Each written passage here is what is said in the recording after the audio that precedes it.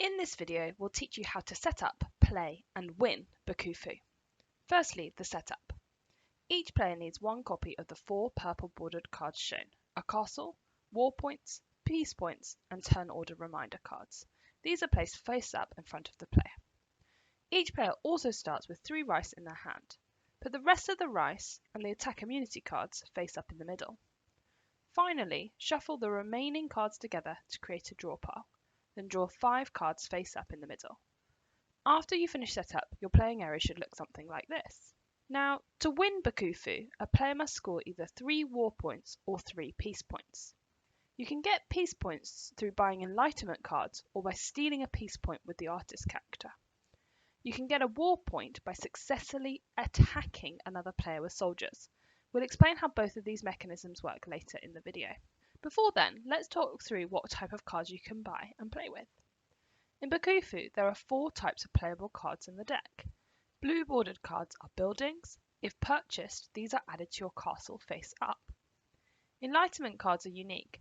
Buying and then discarding these adds a peace point to your score. Yellow bordered cards are characters. These can help you or hinder your opponents. After you play a character, it's discarded from the game. Red bordered cards are soldiers. These are also added to your hand. Use these to attack opponents for war points or defend against an attack. You buy all types of cards using rice from your hand. The cost of each card is at the top right. You can buy as many cards as you wish and can afford each turn. Rice is returned to the pile in the middle after purchase. Now I'll talk you through how to take your turn. Each turn you do each of these steps in order. 1 action, 2 immunity, 3 rice, 4 buying, 5 replace cards. Firstly, action. Here you can choose to play a character card from your hand, attack with your soldiers, or skip straight to part 2, immunity. Each character's action can be found on the reverse of the turn order card. If you want to battle an opponent, the most important information on the soldier cards is the attack, which is measured in swords, and the defense, which is measured in shields. Overall, for the attacker to be successful, they need to have more attack, swords, than the defender has shields. If it's equal, the defender wins. In the beginner's version of battling, both players show all their soldier cards and count up the attack and defense values. Remember, the castle has 1 shield, so the defender needs to include this in their shield total. In the standard version, players play their soldier cards in sequence. To start an attack, the swords need to exceed the shields. This will need to be a minimum of 2 to start with, as the castle has at least 1 shield unless walls have been added to it. Multiple soldiers can be played together to reach the required attack or defense value. In this example shown, a cavalry card with 2 swords is played by the attacker to overcome the castle walls of the defender and lay 1 attack on the defender. The defender now needs to play a card in order for the shields to be at least matched to the number of swords. The battle continues in sequence.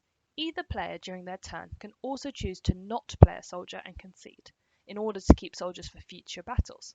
Battling is partly a game of bluff after all. To resolve a battle, the following 3 things happen.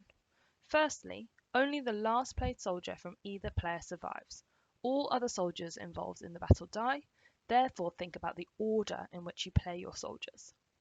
Secondly, if the defender wins, they get rice equal to the number of soldiers they killed from the other player, but the 7 card hand limit still applies. If the attacker wins, they firstly get a war point. You only get a war point for successfully attacking, not defending. The attacker also gets to steal a building of their choice from the defender, such as the spoils of war.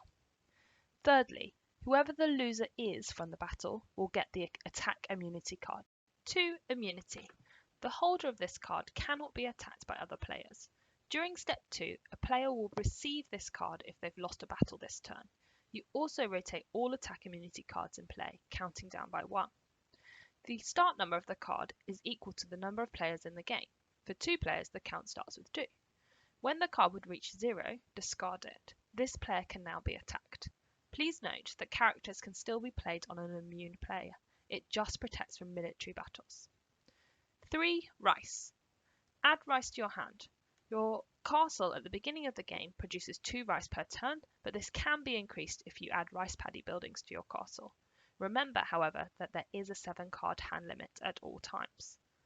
4. Buying. Using your rice, you can buy as many or as few cards from the middle as you like and can afford. You cannot use any cards you purchased on this turn, as buying comes after action in the turn order. And finally 5, replace. Replace any cards you bought on your turn from the draw pile, so that there are 5 cards in the middle available for the next player to buy. That's it, Daimyo. We hope you enjoyed trying to be the first to set up a Bakufu, which is a military government, and defeat your rivals through either war or peace.